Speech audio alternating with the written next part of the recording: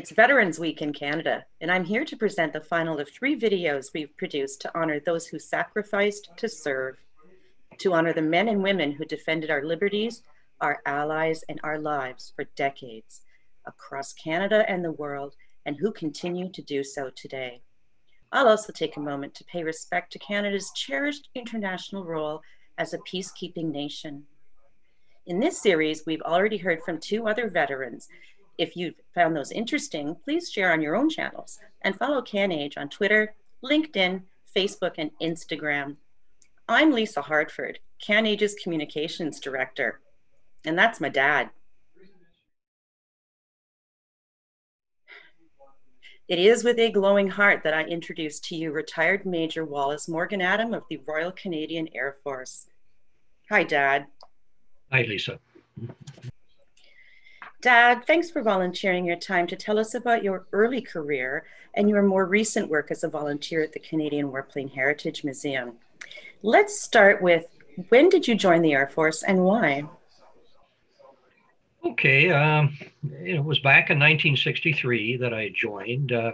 I had just completed a degree at the University of Manitoba and was kind of looking for something exciting to do or any kind of a job.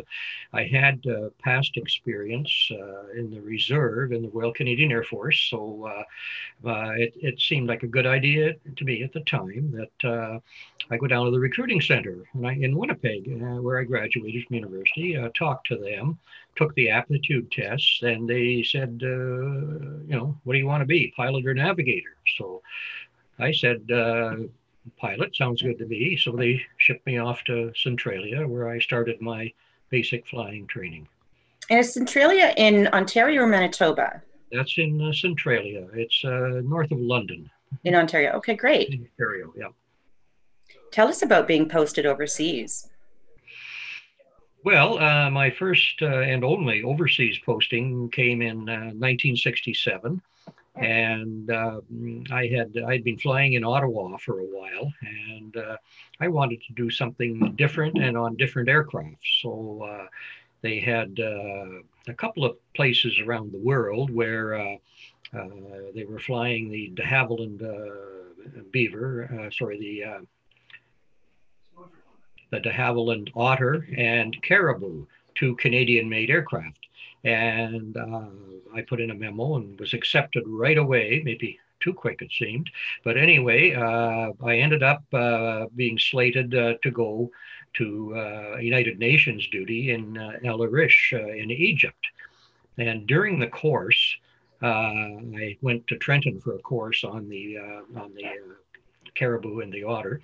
And ahead of me on the course was a gentleman who was going to be the CO, commanding officer of a small place in Tanzania. So I immediately, when I had a chance, got up an atlas and found out where this strange place was. And the next thing I knew, he wanted me to go there in lieu of going to Egypt. It had to do with with instruction and so on. And I guess I was qualified for that. So next thing I knew, I was posted to Tanzania instead of Egypt.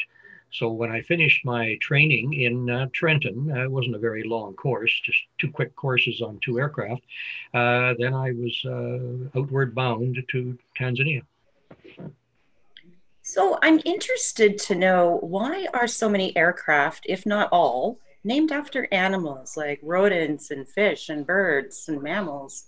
Can you have any intel on that? I can give you a little bit. De Havilland, Canada became De Havilland, Canada right after the war. During the war, they had been building aircraft like Tiger Moths and things like that on behalf of the British, but they became, De Havilland being a British company originally, and it became De Havilland, Canada. And they were now a company of their own, and they decided to start designing and building aircraft that they thought they could sell around the world. And so they did. And they adopted the practice of naming their aircraft after Canadian animals. Wow. Oh, what happened was there was a series of 5 of them came out before they went into different naming structure. And they were the chipmunk, the beaver, the otter, the caribou, and the buffalo. As it turns out, I've flown 4 of those aircraft. So it That's was so Havilland Canada that was the instigator of the animal names for aircraft. a notable absence, I think, would be the raccoon. Marketing genius. Okay. So you flew back from Egypt to Trenton to Tanzania, back to the West Coast, I think. And what was it like being a search and rescue pilot then? I always bragged about my superhero dad who saved people. Yeah. Okay. Well, we came back from Africa. I was put on another aircraft, another de Havilland aircraft named the Buffalo, and I served 3 years flying the Buffalo in St. Hubert, Quebec, and you would know that well because you were born there. Yeah. So after that, I did the Buffaloes were taken away from the Canadian Army, where we were flying them for in St. Hubert, Quebec, on a tactical transport mode, and most of them were sent to search and rescue. So I went with the Buffaloes that were sent to Comox, British Columbia, and became a search and rescue pilot for another 3 years. And that was probably my best tour ever. Oh, I had not known that. Huh.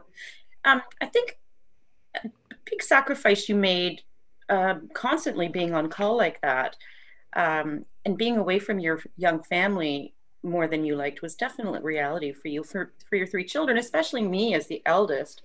We were proud of that because you were doing important, sometimes classified work. How would you say that was a challenge? Were there difficult times?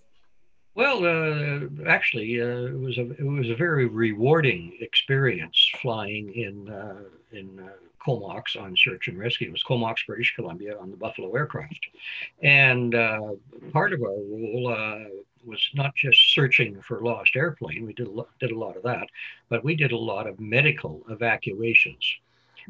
Flying injured people usually from the interior of BC and always ending up in Vancouver, where they would be transferred to an ambulance at the Vancouver airport. So I did several of those, and I remember one in particular that was, it's funny what you remember after so many years, but Right. one of them, we had a premature baby in an incubator, and it Oh, was a 2-pound baby. oh my gosh.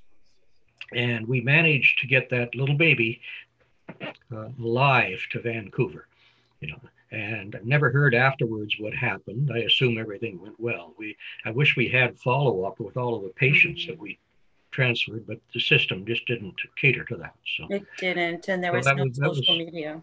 that was quite touching, and also we occasionally, it was fairly rare, but we occasionally had some, I guess, potential to save a life when we're searching for downed aircraft too. But because of Canada's wide expanses and remote population, sparse population, we didn't actually find a lot of live people, mostly dead ones. So Oh, it so it was that kind wasn't. of a role. An aircraft would often crash and burn, and Um, we might not even find it for years. We'd stop looking after a month or well, so. that would be so stressful. So it wasn't always search and rescue; it was search and recovery. Uh, at times, Yeah. although I was flying a fixed wing aircraft, the actual helicopters that I was not flying at the time, but were on our squadron, they did most of the actual recovery. Oof, grueling. Um, on a happier note, I do remember being so happy when you returned home from a mission. I also remember family days at the Air Force Base, especially in Ottawa, when we could fly along in the Chinook helicopter, which was very similar to the one that you flew out west.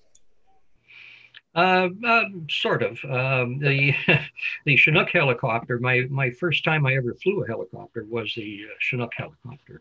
Although I did ride as a passenger occasionally on the search and rescue helicopter just for fun. And but yeah, I spent 4 years on the Chinook, flying in Ottawa, and we spent a lot of time in the Arctic. So I got to know the Arctic quite well, everywhere from Greenland south. I had pretty well been most places with the Chinook helicopter, and we were often used to support other units that needed fuel caching done. For example, small helicopters operating up north require little fuel stations here and there because they don't have much range. Well, we had the range and we had the cargo capacity to carry these large drums of fuel and drop them off on a lake surface in the wintertime when it's frozen, or on a shoreline or somewhere, and set up fuel caches for these smaller aircraft to use. And also they were resurveying Baffin Island, and the resurvey required the primitive machinery that they had to talk to satellites in those days to get positions. We would transfer those personnel, although mostly the smaller helicopters did that, but we were supporting them in their role of resurveying Baffin Island. Interesting. Was that the commissioned top secret work that you were doing that has now been decommissioned? And if not, can you talk about what was? Well, yes, I can tell you that. That was not the top secret work. That was well known. But the only real kind of hush-hush mission I did, and I understand it's been declassified years ago, was with the Chinook helicopter again in Ottawa. We flew up to Thule, Greenland, and we were instrumental in setting up a work camp on the sea ice 150 miles north of Thule, Greenland. Like we're getting pretty close, to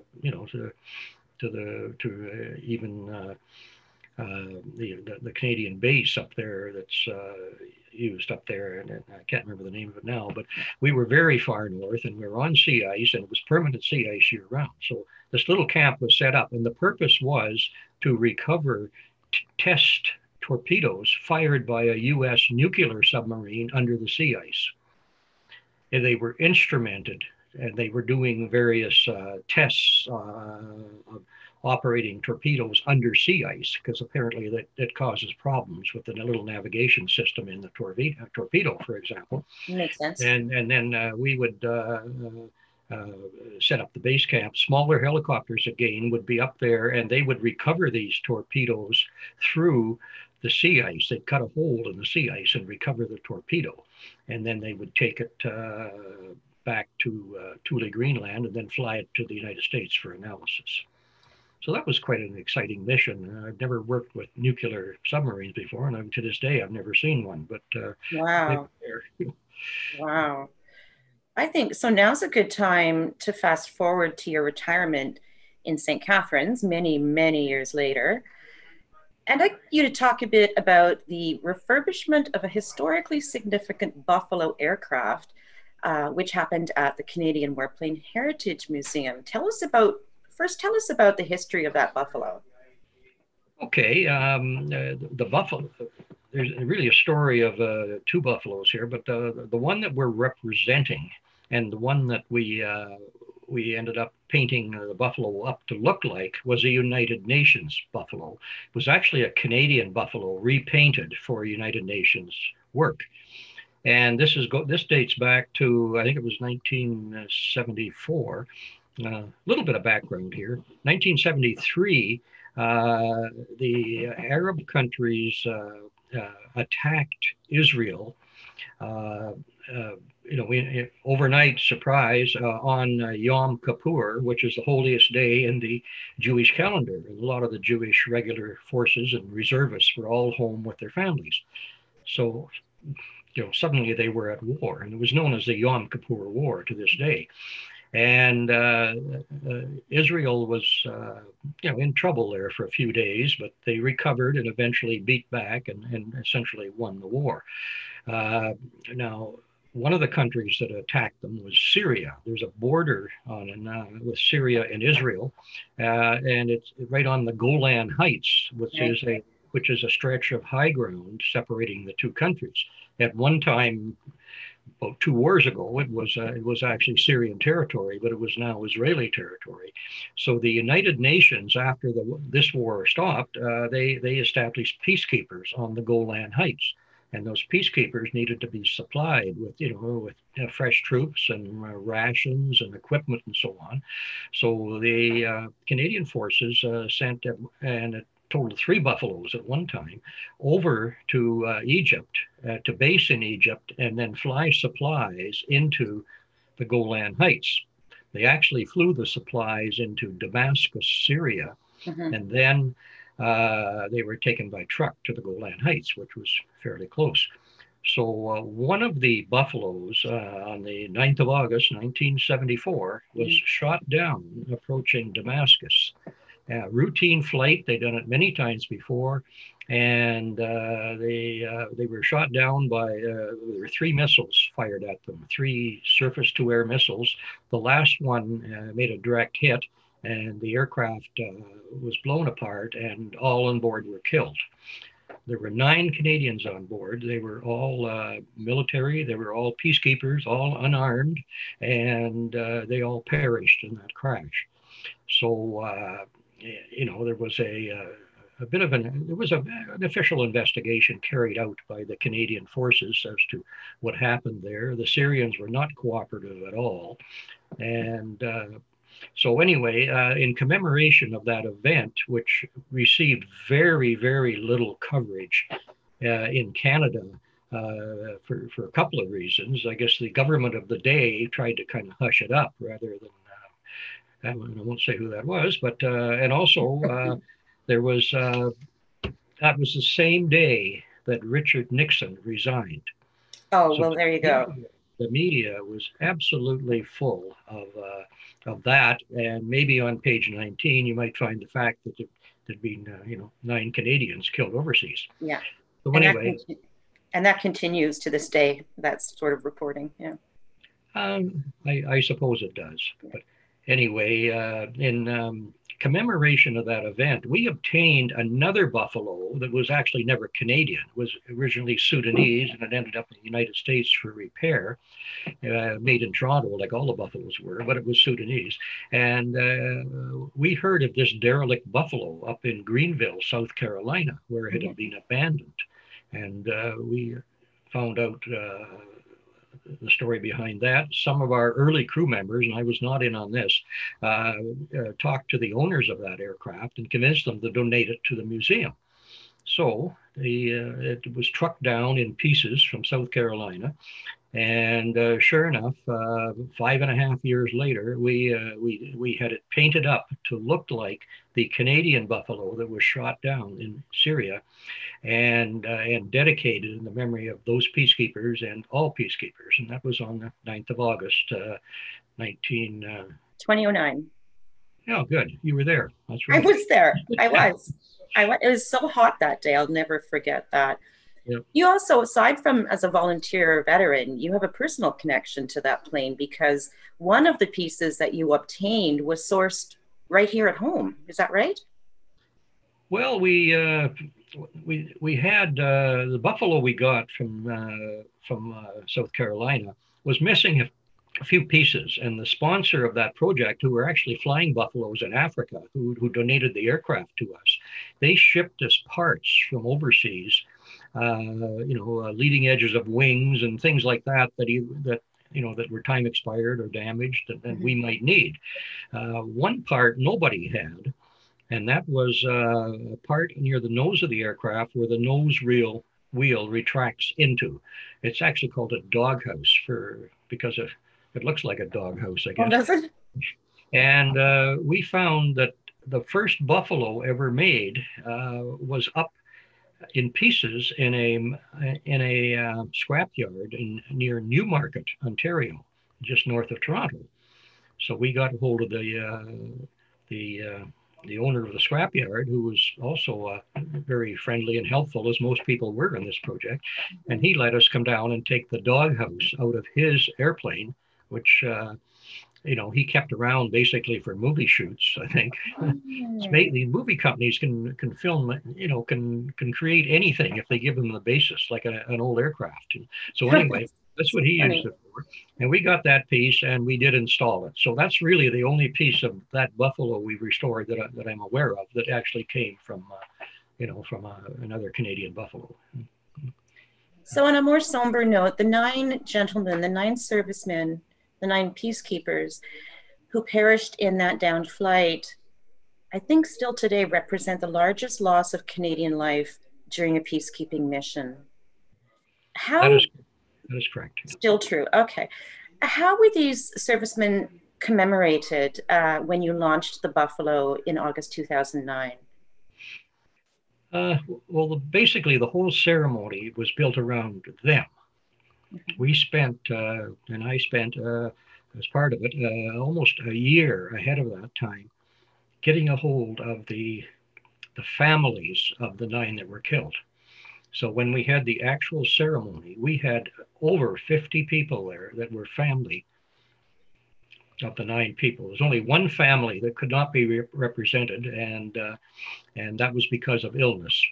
So we had put the word out about it. We had a very large ceremony for our little museum, and we had the Lieutenant Governor of Ontario. We had guest speakers and a lot of military, and I think we had 3 marching bands. We couldn't turn them down. So Now, it was very festive, and I'll never forget that day. Now, we left at some point, but I understand there was an evening ceremony as well.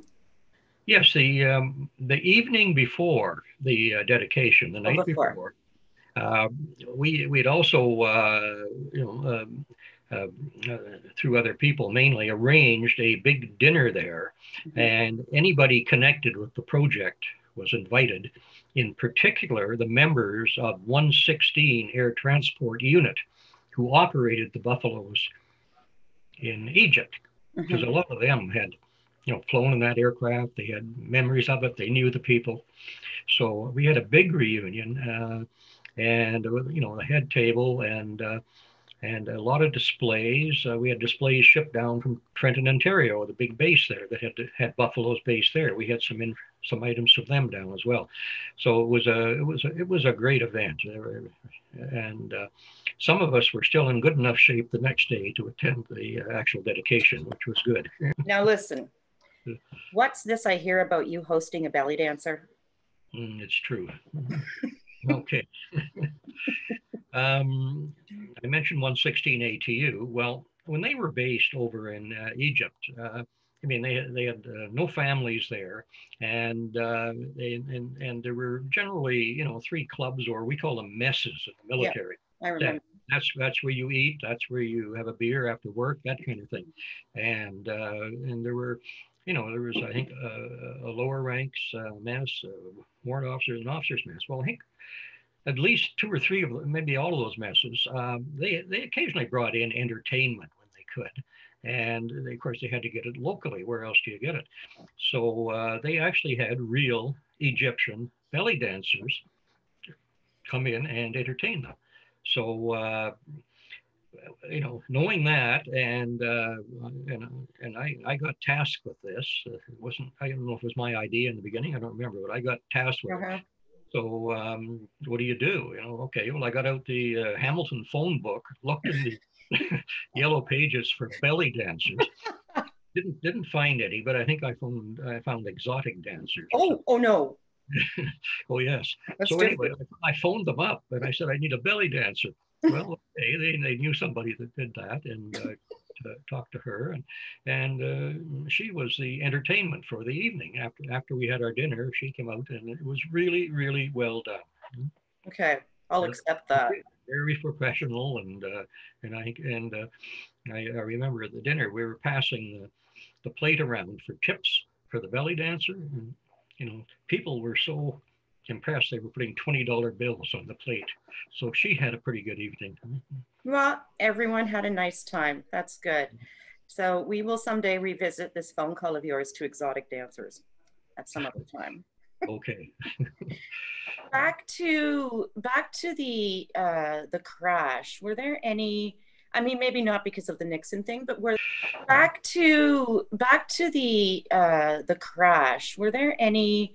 I mean, maybe not because of the Nixon thing, but were there any international reactions or sanctions imposed upon Syria for that? No, I don't believe there was. I mean, you must realize a very chaotic scene over there. It was almost a war zone. Right. And Syria had lost thousands of people in the war, and Israel lost some, and so and as I understand it, Israel was still doing surveillance flight over Syria after the war, in spite of the fact the United Nations told them not to. Oh. And the Syrians were quite angry about this, and they were angry at the United Nations for not putting a stop to this. So they figure that that may have been the reason that the Buffalo was shot down.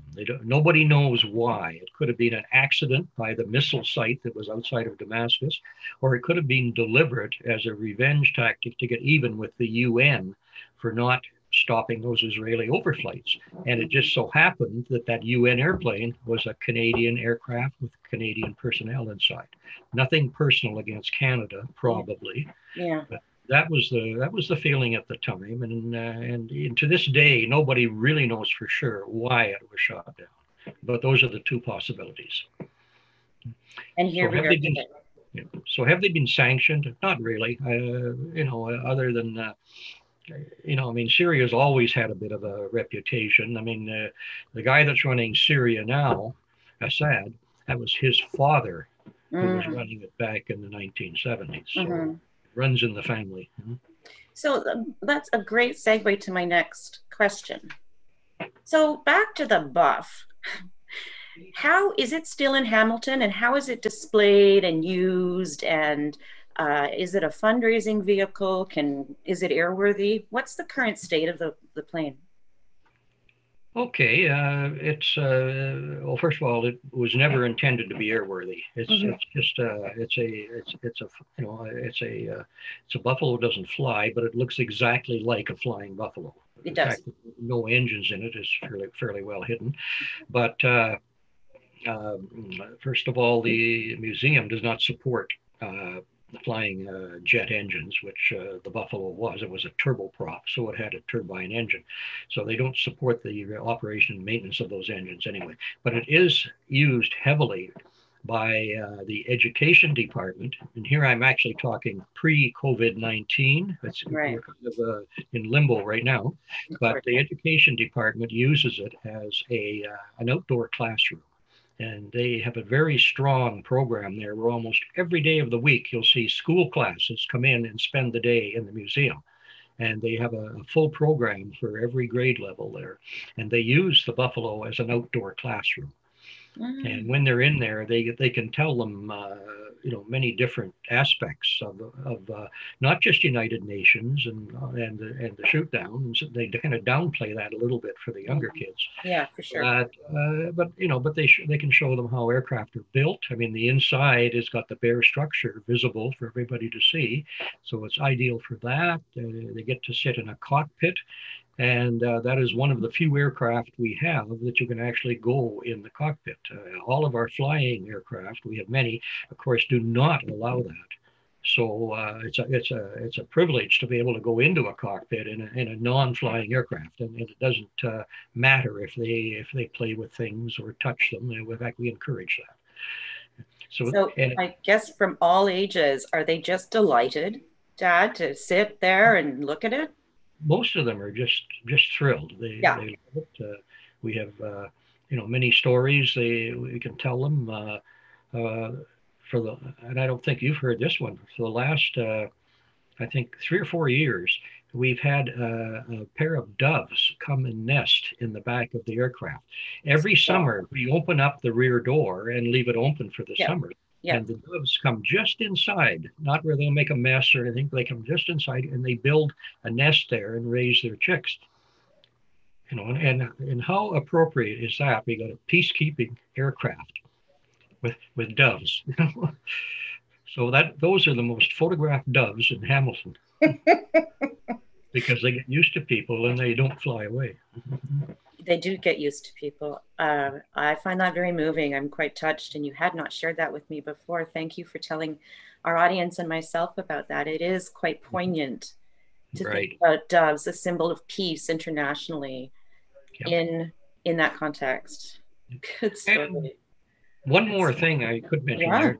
Of course, the buffalo is a United Nations monument, and occasionally you will have UN peacekeepers come there and have a little ceremony, and use the buffalo as the centerpiece of their ceremony. So we encourage that, and it does happen the odd time. So That's so interesting. Was it used in a movie? And then I remember you saying you had to repaint it, or am I off? no, you're quite right. Another use of the buffalo, which I forgot to mention, is the fact that it's used for film shoots. And we've had at least three that I've been involved in. And some of them require one side of the aircraft to be repainted, in one case into a Polish airliner. And they built a small army base out on the ramp. And Oh, a lot of interesting things going on there with the buffalo. The hangar looked like a Polish hangar. I think Polish writing above the door and all oh that. wow. So, and another movie shoot more recently was done right in the dead of winter. I think it was -10 that day, and we had Liam Neeson leaping out the side door of our buffalo. What movie was that? It was one of the series that he was making, and I'd have to look it up. I don't remember. That's okay. Yeah, That's so okay. somewhere our buffalo was in a couple of movies. I'm gonna Google it. You should all too.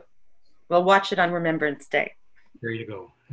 So here we've come up to the lightning round, Dad, and these are quick questions with short answers. And here we go. If there is one piece of advice that you would give to your younger self, what would that be? Oh, I mean, I'd like to joke and say, "Well, I'm perfect already. What can I do?" You know. Hey. But no, there's nothing I'd take back that I did in my younger years, except maybe work a little harder at university and get better marks, and it would have saved me a year of my life. Oh. I had to repeat 1 year. Ah, I did not know that either. Wow. Okay, next question. Your grandson Joey is contemplating a military life as well. What piece of advice would you give Joey? And we're looking at a picture of him here, also at the Buffalo unveiling in 2009. Yeah, well, he's taller than I am now. Me too. Same advice I really give to anybody. I'm pleased that Joey is already expressing an interest in the military, perhaps by joining a reserve unit near where he lives. And that's great. That would be an Army unit, and that's okay. But I think for any youth, I would recommend that they concentrate on education. Get as much education as you can, and then go with that, because that's something that will benefit you all of your life. Whether you have a degree or a diploma or whatever, have something to go forward with, and that opens up a lot more to people in the future. Very good point. Air Force, Navy, or Army? Oh, definitely Air Force. Mm-hmm. Right. You still have your dog tags, Dad? I do. Can I have them? Here you are. I thought you'd say no. Actually, I think I have 3 sets. Oh, one for each of your kids. Well, not quite. Oh. What happened is one of the important things on the dog tags is your serial number. Right. Because that's what they used to trace you through your records if they need to do that. And I've had 3 in my career. They changed them for different reasons. Started off with some number that was more like a World War II number. Then they started using social insurance numbers, got new dogs tags for that. And then they decided that was a security issue for personal security. So then they started using new numbers again. So somewhere I have 3 sets of dog tags, and you're very welcome to any one of them. Oh my gosh. Now, is that against protocol? I don't think so. Okay. I'm no longer in the military. So you said that you had a model that you made yourself of that buffalo. Do you have that near you? Yes, I do. I'll reach over here. Because I bet many of our viewers have never even seen. Okay. There we go. Look at that, everyone. So show us the doghouse. Okay. The doghouse would be right in here. The nose wheel would retract into that. In fact, if there is a nose wheel on this model, it's already retracted inside. It's a little area in there that it goes into. But this is the color of the buffalo when I flew it in Comox, British Columbia. The search and rescue colors were white with day glow stripes. And today you'll see the same aircraft, but it'll be all yellow. In fact, Oh, the buffaloes now they're still in Comox. Some of the ones that I still flew, maybe 458 is still there. I'm not sure, but uh, they are being replaced now with the with a newer and a great aircraft. That's going to, and after 50 years of service, and more than 50, it's going to be sad to see the Buffaloes go, but they do need, new technology, to yeah. fulfill the role. So we are losing the Buffaloes. One of them just recently went into the museum in Trenton, Ontario. Oh, I should go visit that. If you get a chance, yes.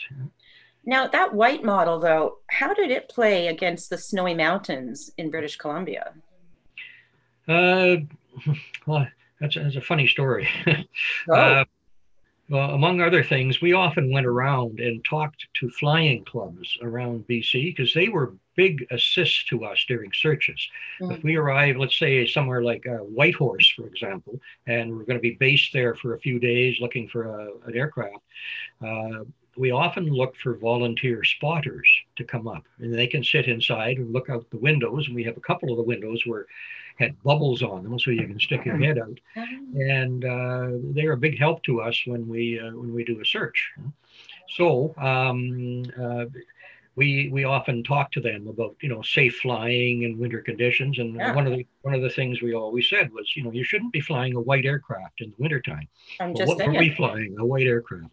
Yeah. Maybe that's why they're yellow today. Wow. Too little, too late for me.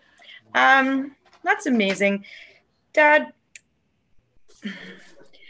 Remembrance Day and Veterans Week leading up to it is a very sacred time for me, for my family, and for millions of other Canadians. In fact, some time ago, I learned through my Ancestry.ca experiment that my second great uncle, James Campbell Curry, perished in the First World War during the first day of the Battle of Vimy Ridge. That struck a chord. That battle was instrumental in Canadian success in that war. And so learning that sparked a renewed interest in me in military service and my family's contribution to this Canadian legacy. And on that note, I'd like to thank you, Dad, very much for volunteering your time, for helping CanAge complete this series of veterans videos. And I wish everybody a reflective and peaceful Remembrance Day. Thank you so much. Thank you.